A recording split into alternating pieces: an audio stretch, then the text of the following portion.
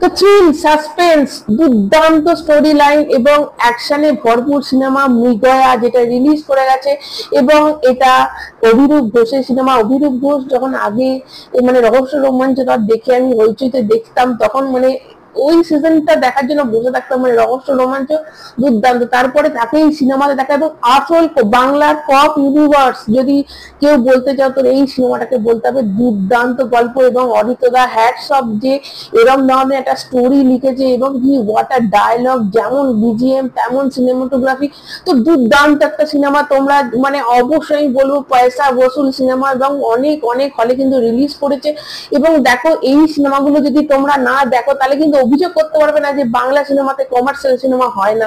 দুর্দান্ত commercial cinema হয়। যদি এইসব সিনেমাগুলোকে না উপরে তোলা হয় তাহলে আর কি বলবো, বাংলা ইন্ডাস্ট্রি আর কি হবে।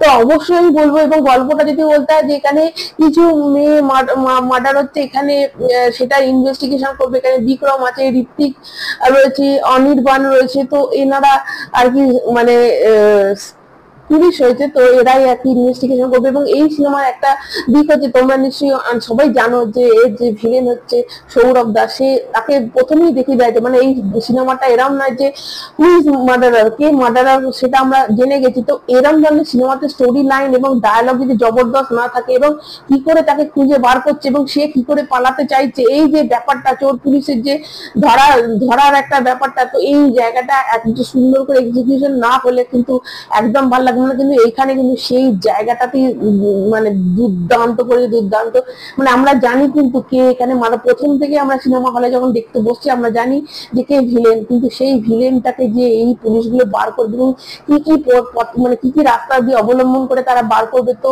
সেইটা দেখতে গেলে তো অবশ্যই সিনেমাটা দেখে নিতে হবে। দুর্দান্ত, এবং সৌরভ দাস কি অভিনয় করছে লাস্টের এই সিনেমাগুলো, মানে মন্টু পাইলট থেকে যে তার চেঞ্জেস যে এসেছে, এবং মানে প্রত্যেকটাতে মানে আপাতত আমরা তাকে বেঙ্গল ফাইলস দেখতে পাবো। তো অবশ্যই মানে নিজেকে কি জায়গা কি লেভেলে নিয়ে চলে যাচ্ছে, এবং এত সোয়াগ রয়েছে, মানে এমন তার নৃশংস একটা রূপ যে তাকে পুলিশরা যখন ধরে ফেলেছে তখনও সে হাসছে, পুশ আপ করছে। তো তো মানে তার কিন্তু ভেতরে যে তাকে ধরা হয়েছে কোনো রকম মানে পশ্চাৎ কি একটা হিন্দিতে কথা আছে না যে মানে পশ্চাতাপ যেটা থাকে, তো সেটা কিন্তু তার মধ্যে নেই। তো এই একটা ব্যাপারটা এত সোয়াগ রয়েছে, এত ডেঞ্জারাস একটা ক্যারেক্টার অভিনয় করছে, এবং দুর্দান্ত অভিনয়, এবং কি ডায়লগটা নিয়ে একটা বিক্রম এবং সৌরভ দাসের যে ফেস আপটা রয়েছে দুর্দান্ত, সেখানে ডায়লগ রয়েছে এবং অ্যাকশন গুলো মানে দুর্দান্ত অ্যাকশন। বাংলা সিনেমায় যে এরকম ধরনের অ্যাকশন হতে পারে, এবং টান টান উত্তেজনা প্রথম থেকে শেষ অব্দি তোমাদের টান টান উত্তেজনা একটা সিনেমা। এবং এটা হচ্ছে অ্যাকচুয়ালি মশালা মুভি যাকে বলে, এটা হচ্ছে সেরকম মশালা মুভি। জানি না কেন বড় বড় এবার সব প্রোডাকশন হাউস গুলো এরকম ধরনের সিনেমাতে, কিন্তু অবশ্যই এরকম বাজেটে যে এরকম ধরনের সিনেমা বানিয়ে দেবে ঋত্বিক, মানে ঋত্বিক AK-47 চালাতে, ঋত্বিকের হাতে AK-47 আমরা ভাবতে পারছি না। বিক্রম একটা মানে তলোয়ার একটা লোহার ইয়ে নিয়ে সে লোককে মারছে, এবং অনির্বাণ সেটা একটা কুপাচ্ছে। তো এই যে জিনিসগুলো দেখানো, এবং তাদের মধ্যে যে হাসি মজাক রয়েছে সেই জায়গাটা কোথাও কোথাও একটুখানি সিনেমার মধ্যে ছন্দ পতন ঘটায়, যে অতিরিক্ত তাদের মধ্যে একটু হাসি মজাকটা বেশি রয়েছে। কিন্তু ব্যাপারটা সিনেমা ওভারঅল সিনেমা দেখতে গেলে এইগুলো কিন্তু একটু মানে একইভাবে যদি শুধু সিরিয়াস দেখা যায় সেটাতে না, মাঝে মাঝে একটুখানি হাসি মজাক রয়েছে, এবং কিছু গান রয়েছে, গানগুলো কোথাও যেন মনে হবে না থাকলে ভালো হয়। কিন্তু ওভারঅল সিনেমাটা যদি তোমরা ধরো, সিনেমাটা দুর্দান্ত একটা সিনেমা। এবং বাংলা সিনেমা এরকম কপ ইউনিভার্স দেখো, দশম অবতার একটা বাংলা সিনেমা মানে এরকম কপের ওপর হয়েছিল, তারপর চালচিত্র হয়েছিল। তো এরকম ধরনের, তো এটা কিন্তু নেক্সট লেভেল। এবং অরিত্রদা কি লিখেছে, ডায়লগ কি লিখেছে, গল্প, তার মানে গল্পের যে লেখনী, যে বুননটা থাকে না, যে একটা হলে মানুষকে বসিয়ে রাখতে গেলে মানে কোথাও মনে হবে না যে এই জায়গাটা একটু আমার ভাড়ামো লাগছে, মানে এই জায়গাটা আমার একটু অতিরিক্ত বড় লাগছে, না হলেই ভালো হয়, একদম নয়। টান টান উত্তেজনা শেষ প্রথম থেকে শেষ অব্দি। এবং এখানে যে রেড লাইট এরিয়ার যে মহিলাদের, তাদের বাচ্চাদের যে জীবনটা, সেটা খুব সুন্দর করে তুলে এক একটা সিন, কিছু কিছু জায়গা আছে গল্পের এত সুন্দর, এত সুন্দর, মানে ওই ওদের যে জীবনটা এত সুন্দর করে তুলে ধরা হয়েছে এরকম ভাবে। তো এটা কিন্তু দেখার একটা জিনিস। এই সিনেমাটা আমি তো বলবো সবাই সবাই যারা মানে তোমরা মাসালা মুভি পছন্দ করো তারা একবার টিকিট কেটে গিয়ে হলে সিনেমাটা দেখে এসে তোমরা আমি বলছি কেউ নিরাশ হবে না, এতটাই সুন্দর এই সিনেমাটা।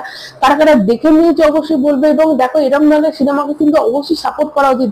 বাংলা ইন্ডাস্ট্রিকে বাঁচাতে গেলে এরকম ধরনের সিনেমা কিন্তু আরো অনেক হওয়া উচিত। এবং এই ধরনের হিরোরা, এই যে ঋত্বিক কি অভিনয় করে গেছে, কি সোয়াগ এখানে ঋত্বিক চক্রবর্তীর সোয়াগ একটা আলাদা লেভেলেরই। বিক্রম কি অভিনয় করে গেছে, মানে প্রত্যেক এখানে কারোর কারোর অভিনয় যে খারাপ সেটা একদম বলা যাবে না। এবং সৌরভ দাস নিজেকে কি তৈরি করেছে, আস্তে আস্তে নিজেকে কি তৈরি করেছে, ভিলেন এবং পারফেক্ট ভিলেন হয়েছে।